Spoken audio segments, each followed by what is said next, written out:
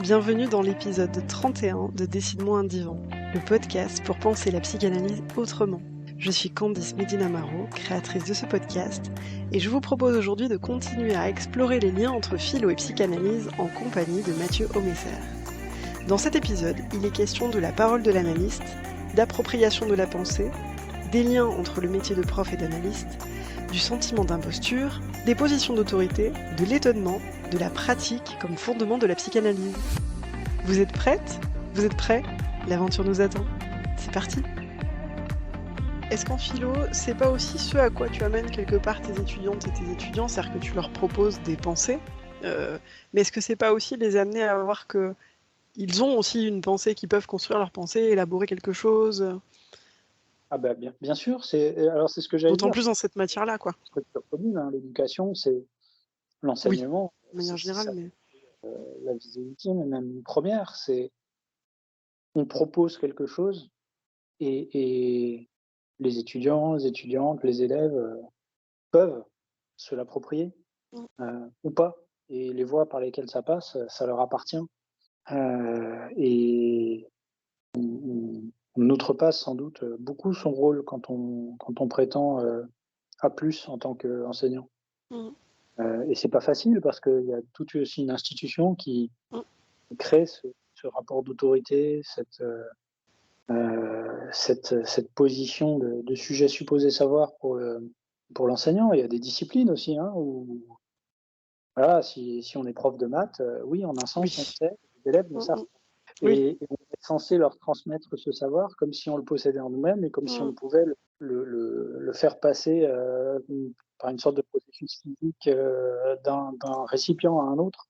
Mais évidemment, c'est pas ça, parce que dans les 2 cas, il y a, chez l'élève comme chez le prof, il y a de la pensée qui est d'abord faite de désir, de motivation, d'inhibition, de trucs très obscurs, quand bien même ce serait cette pensée, on attendrait d'elle qu'elle fasse des maths.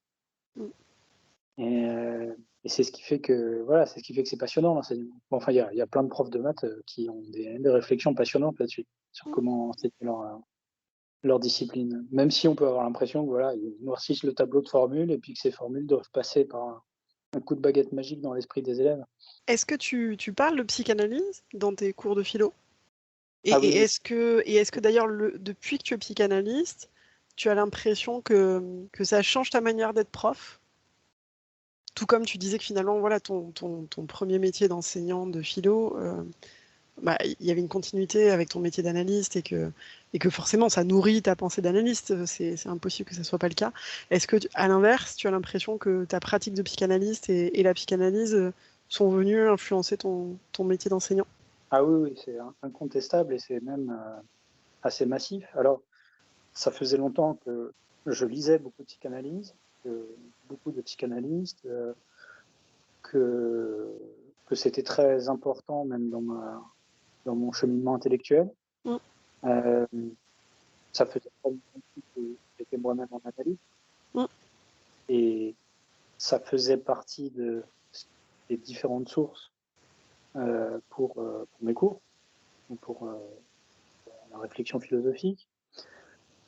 Voilà, mais la pratique d'analyste, elle a changé, des choses, et le 1er endroit où le changement se fait, c'est dans le rapport humain, je pense, avec les élèves, avec les étudiants, peut-être aussi avec les collègues, Mmh. parce que bon, quand on est prof, on a très facilement un sentiment d'imposture.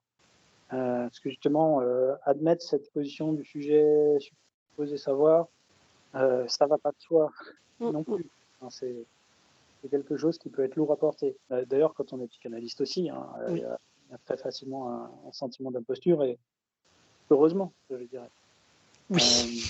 Hem Bon, la pratique de la psychanalyse, devenir psychanalyste, alors ça m'a créé un sentiment d'imposture du côté de devenir psychanalyste. Mmh. Ça a peut-être aussi renforcé un certain sentiment d'imposture du côté, prof, enfin, OK. mais dans Mmh. dans un bon sens, c'est-à-dire qu'il Oui, y a une pas oui. Mmh. créatisation de tout un tas de discours d'autorité, de positions d'autorité, on revient à quelque chose là avec la psychanalyse, on revient vraiment à une pratique, et il y a une pratique, face à laquelle enfin, si on la prend vraiment au sérieux, il est difficile de mentir. Oui. Voilà, donc à ce niveau-là, ça a changé, pas mal de choses. Je sais pas si je suis très, très clair et puis au niveau disons quand même du contenu des cours, de la façon d'aborder certaines questions, oui, ça a changé beaucoup de choses. Alors, c'est pas que je fais, dorénavant la psychanalyse de Kant, quand je parle de Kant. Je parle pas des problèmes que Kant a eu dans son enfance et qui sont sans doute pour tout un chacun, très déterminants dans son Oui. parcours intellectuel. Mais au niveau des thématiques, au niveau de la façon d'aborder certains problèmes, notamment très abstraits, il y a peut-être une façon de revenir plus volontiers au corps, de revenir plus volontiers à des questions vraiment, existentielles dans un autre sens. Et peut-être aussi d'ailleurs une certaine volonté de revenir aux questions philosophiques avec un regard, enfantin. Mmh. Heu Un regard d'étonnement. L'étonnement, c'est depuis longtemps, hein, depuis les Grecs, c'est la passion philosophique fondamentale. On s'étonne devant le réel, devant l'existence, devant le fait, d'être là, devant la nature et cetera et c'est la première motivation du questionnement, mais Et ça, tu as oui, l'impression que cette curiosité, cet étonnement, ce regard enfantin, c'est vraiment, ça s'est renforcé avec ta pratique analytique? ouais, ouais. En fait, en philosophie, si on regarde un petit peu l'histoire de la philosophie ou ce qu'ont fait les philosophes, il y a une sorte de fait curieux quand même. C'est qu'à la fois, ça se présente comme un discours très rationnel, qui se veut universel et quand on regarde dans l'histoire, la philosophie, c'est un ensemble de philosophies, au pluriel, et c'est à chaque fois des espèces d'édifices, pas à chaque fois, mais très souvent, des édifices qui, comme on dit, les grands systèmes philosophiques, Mmh. Hegel, Kant, d'autres, heu, avec à chaque fois une espèce de fondement et puis on construit dessus un édifice très, très rationnel. Descartes, c'est un petit peu comme ça aussi. Et en fait, à chaque fois, ça devient l'édifice de quelqu'un. C'est l'édifice de Mmh. Hegel, l'édifice de Mmh. Descartes, l'édifice de Kant, l'édifice de Platon, et cetera. Et même des philosophes qui sont plus attentifs à l'expérience, à la singularité. Je sais pas, par exemple Aristote, c'est quand même la philosophie d'Aristote, avec sa conceptualité, avec son vocabulaire. Mmh. C'est à chaque fois l'édifice de quelqu'un. Et à chaque fois, ce qui compte dans l'édifice, c'est les fondements. Des espèces de définitions de base, d'affirmations, de base, qui servent de fondement à tout l'édifice. Descartes, c'est «je pense donc je suis», le dualisme de l'âme et du corps et voilà, c'est les fondements de tout l'édifice et c'est ce qui fait que c'est la philosophie de Descartes qu'on Mmh. va ensuite enseigner comme la philosophie de Descartes. Il me semble qu'en psychanalyse, c'est pas du tout comme ça, Mmh. heu et qu'au contraire, en psychanalyse, alors il y a Freud, il y a Lacan, il y a des Plein édifices d'autres, hein, aussi. d'ailleurs. Il y a Jung, il y a, Winnicott, enfin il y en a plein, Oui, il quoi y a Ferdi, Miller, il y en a plein.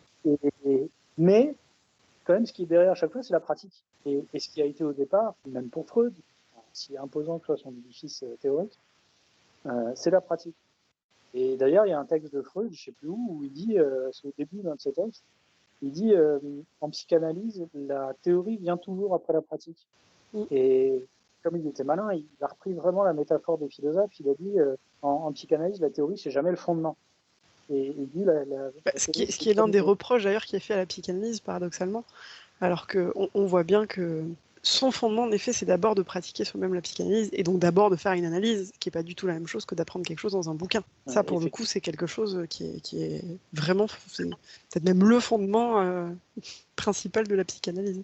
Ouais, d'autant que ça n'empêche pas de lire des bouquins. Ah bah non, mais ça vient Et après. Ou et que pendant, mais pas ouais, le avant. Enfin, ça peut psychanalyste venir avant, mais c'est pas ça qui construit à la base le fondement psychanalytique. ouais, je sais même pas si on peut parler, en fait, de fondement psychanalytique. Je pense qu'en arrivant dans une analyse, quand on fait une analyse, on arrive dans une pratique qui a déjà été faite par d'autres, Mm, qui s'est élaborée, différenciée, dans la pratique. Parce qu'aujourd'hui, la psychanalyse, c'est plus la théorie d'un tel ou d'un tel, mm. certainement plus la théorie de Freud, même si elle est toujours présente. C'est un ensemble de pratiques. Et comme Voilà, tu dis, c'est il y a un ensemble en plus de pratiques. C'est-à-dire que là encore, hein, faire une analyse avec tel ou tel analyste, ça va pas donner la même chose. Parce que c'est pas la même relation, parce que c'est une relation aussi avant tout. oui, c'est des rencontres humaines Voilà. Et donc, en fait, il y a cette singularité-là qui est toujours présente. Et c'est pour ça que Freud, il dit la théorie, c'est le toit de l'édifice. Mm. Et c'est un toit qu'il faut changer régulièrement. Oui. Euh, c'est vrai, parce qu'un toit, ça se change. Bon, Oui. les fondations d'un édifice, en général, c'est-à-dire que l'édifice, il tenait pas très bien et c'est un peu catastrophique. Mais finalement, en se disant que de temps en temps, il faut changer le toit, il faut remettre une tuile, ça a quelque chose je trouve, de beaucoup plus juste et humain dans Et notre vivant, attitude. oui, bien sûr. Donc C'est une pensée qui est censée être vivante, hein, une pratique qui est censée être vivante. voilà. Et le fait de la pratiquer, pour moi, c'est vraiment ça, des affirmations théoriques ou des schémas théoriques, même psychanalytiques d'ailleurs. Et quand on est confronté au discours d'un analysant ou d'une analysante, on se dit ah oui, alors ça donne un sens totalement différent Oui, à cette affirmation. Je sais pas, par oui. exemple, le complexe d'Oedipe. Mm. Je sais qu'on en a déjà parlé tous les deux, Mm. et c'est un sujet éternel de discussion entre psychanalystes, parce que c'est un schéma qui est très stimulant pour la pensée, cette histoire du complexe d'Oedipe telle que Freud notamment l'a formulée. Mais en fait, ce qui est intéressant là-dedans, c'est que ça se décline de façon toujours surprenante pour telle ou telle personne. Et vraiment, je ne suis pas là pour parler de cas, mais on serait surpris de voir comment cette affirmation théorique finalement peut être complètement renversée et réinterprétée dans une analyse concrète en fonction de l'histoire personnelle de telle ou telle personne. Et c'est ça qui est fascinant, c'est ça qui fait que la théorie ou le schéma théorique, c'est juste le toit qu'on a donné à la maison pendant un moment. Je vous propose qu'on ponctue là-dessus et d'ici la prochaine fois, je vous souhaite de belles explorations.